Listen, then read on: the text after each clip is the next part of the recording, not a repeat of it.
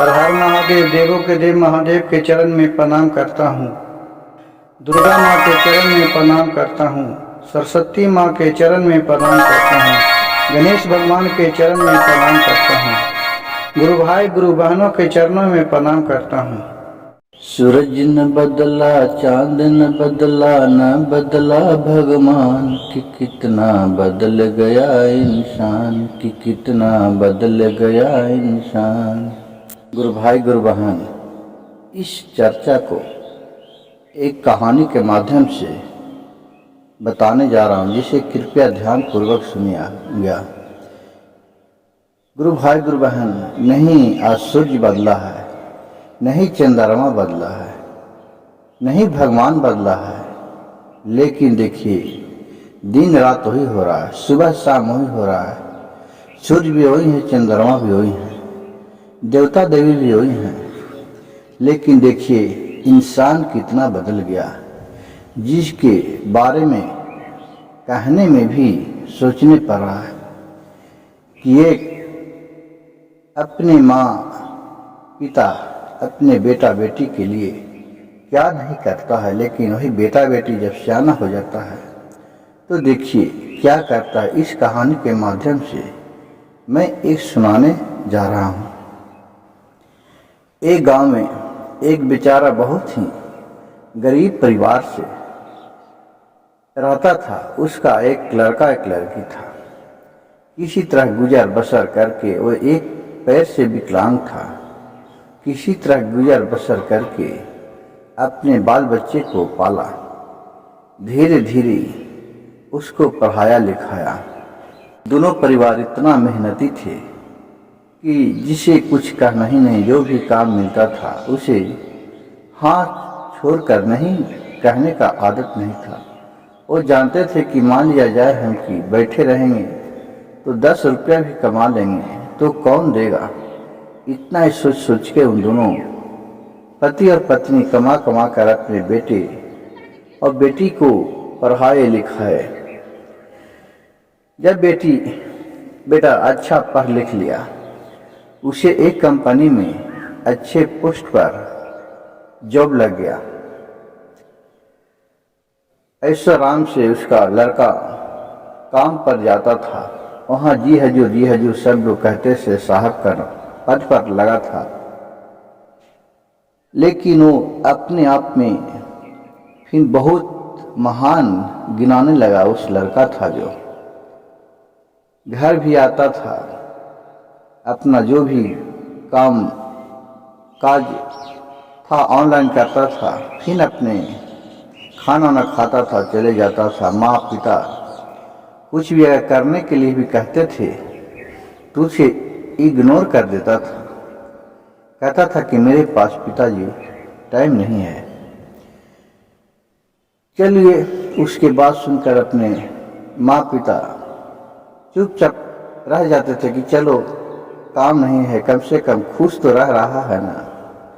वो अपने हिसाब से कमाता था, खर्चा करता था। उसका जो लड़का था जो देखिए गुरु भाई गुरु बहन, भोलेनाथ कब किस रूप में कहाँ किसको प्रत्यक्ष अप्रत्यक्ष दिखाते हैं, जिसका कोई नहीं जानता है। एक दिन की बात है कि उस लड़का के जो कार था वो कार खराब हो गया था। उसका पिता ऑटो चलाता था, ई रिक्शा लिया हुआ था। वो लेकर के कहा कि ठीक बेटा, नहीं है तो तुम्हारे आज ड्यूटी जाने में लेट हो जाएगा, चलो मैं छोड़ देता हूँ, मैं उधर ही कमा लूंगा। जे 150 मिलेगा, कोई सवारी मिलेगा तो ठीक है, नहीं तो तुम्हें मैं पहुंचा के चले आता हूँ। कैसी ठीक है पिताजी।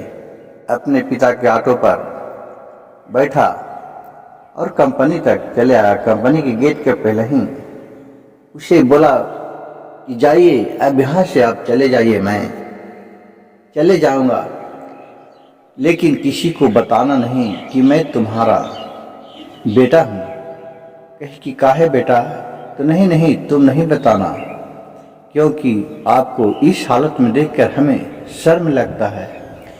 देखिए गुरु बहन गुरु भाई, कैसा बेटा है कि जिसका बाप एक ई रिक्शा का चालक है, जिसके लिए दिन रात मेहनत करके वो अपने बेटे को उस मुकाम तक पहुंचाया, वही बेटा ने इसे इग्नोर कर रहा है कि हमें शर्म लगता है।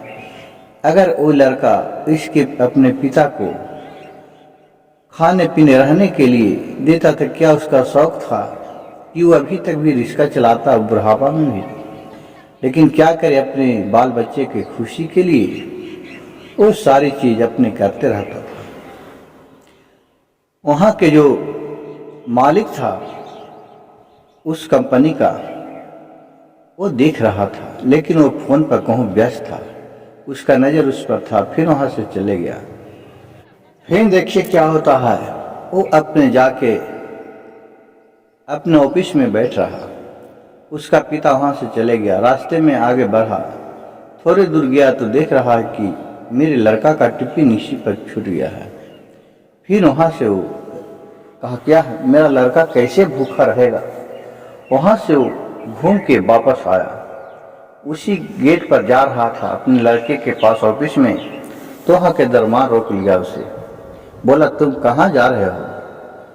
तो उस बूढ़े पिता ने बोला कि मेरा लड़का यहाँ काम करता है, उसका टिफिन छूट गया है, मैं उसी को देने के लिए जा रहा हूँ।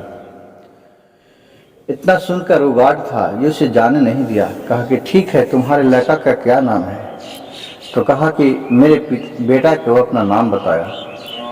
उसका नाम सुनते ही गार्ड है जिस पर हंसी मजाक उड़ाने लगा कि कहाँ ये भिखारी, कहाँ वो साहब, उसका ये पिता बता रहा है, ये हो ही नहीं सकता है। फिर बहुत कहने पर उसका पिता बोला कि नहीं बेटे, मेरे बेटा ही है वो। कहा ठीक है, तुम इसी जगह रुको, कहूँ जाना नहीं, मैं उन्हें खबर दे के आता हूँ। ऑफिस में गया, उससे बोला कि आपको एक बूढ़े आए हैं, वो हाथ में टिफिन ले ले हैं और बोल रहे हैं कि तुम्हारे बाप हूँ। क्या वो तुम्हारे पिता हैं सर? सर करके उससे बोला कौन? गार्ड। तो गार्ड के बोला कि नहीं नहीं, वो हमारे गांव के जो ऑटो चालक है उसी पर आया था, लगता है कि टिफिन मेरा छूट गया था। ठीक है तुम जाओ, मैं लेके आता हूँ। वो कहने लगा मन ही मन, यो मेरे पिता यहाँ तक भी नहीं छोड़ा, हमारा क्या इज्जत रहेगा, लोग क्या देखेगा तो कहेगा कि एक ऑटो चालक का लड़का है, जितना बड़ा कंपनी का मैनेजर है। वहाँ गया, फिर उस अपने बाप को पास गया, बोला कि क्या जरूरत था कि तुम्हें आज खाना छूट गया था टिफिन, तो क्यों पहुंचाने आया? क्या मैं एक दिन में भूखे मर जाता? उसका पिता बोला बेटा ऐसा नहीं बोलना चाहिए, तुम्हारे लिए मैं एक क्षण भी नहीं ये सब दुख देख सकता हूँ, बर्दाश्त कर सकता हूँ, ऐसा क्यों तो बात बोला? तुम आज नहीं खाता तो हमारे दिल पर कैसा लगता, कैसे में चले जाते। बोला पिताजी हमारे यहाँ क्या रुतबा है ये आपको मालूम नहीं है, आपने तो यहाँ आकर हमको बेइज्जती की। बेटा पिता बोला क्या बेइज्जती की बेटा, तुम्हारे खाना तो बस था, वो छूट गया था मेरी गाड़ी में, तो मैं तो पहुँचाने आया था, मैं तो किसी को बोला भी नहीं कि मैं तो अपन जा रहा था, लेकिन गार्ड तो जाने नहीं दिया। बोला कि तूने गार्ड का भी बोल दिया कि मैं तुम्हारे पिता हूँ? तो पिता बोला कि हाँ मैं तो बोल दिया। ओह अब मैं कैसे मुंह दिखाऊंगा यहाँ, कितना गरीब का लड़का है। ये सब उस घर मालिक सुन रहा था, तो उसके पास चला गया और बोला ए मूर्ख, तुम इतना बड़ा कंपनी का मैनेजर होके इस तरह का अपने पिता से बर्ताव कर रहा, ये तो सोचो या जो भी देन है ये इसी तुम्हारे बूढ़े बाप का देन है, ये तुम्हारे खुशी के लिए आज भी यह एक ऑटो चालक रिक्शा चला रहा। क्या तुमने जो पगार उठाता है, जिसका आधा भी पेमेंट अगर तुम घर पे अपने पिता को देता तो कितना ऐशो आराम करते। इनका पूरा जिंदगी नहीं बीत रहा, नहीं तुम पैसा दे रहा अपने ऐश में, आराम में तुम बिता रहा है।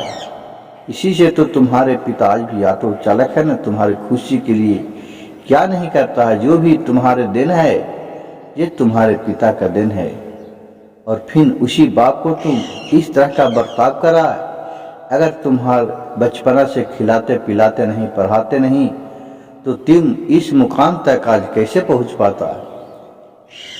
बहुत डांटने पर उस घमंडी बालक को समझ में आया कि हाँ, मैं बहुत बड़ा गलती किया हूँ। तो अपने मालिक से बोला कि सर, हमें गलती हो गया है, हमें माफ़ कर दीजिए। तो उस औरत ने बोले, मालिक ने बोले कि हमें क्या गलती है, हम क्या किए हैं। अरे गलती तो क्षमा मांगना है, तुम अपने बाप से मांगो, हमसे क्या मांगते हो। फिर अपने बाप को चरण पर गिर गया, बोला पिताजी तुम माफ़ कर दो। इतना सुनकर तो पिता उसके उठा लिया और गले से लगा लिया, और उसे आँख पर विश्वास नहीं हो रहा था कि उसका बेटा क्षण भर में इतना बदल गया।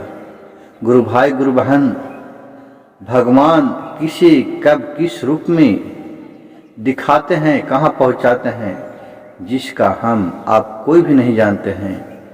गुरु भाई गुरु बहन, मेरी इस कहानी अच्छा लगे तो कृपया मेरे चैनल शिव भक्त सविता को एक लाइक, सब्सक्राइब और शेयर जरूर कीजिएगा। हर हर महादेव कमेंट बॉक्स में लिखना नहीं भूलिएगा।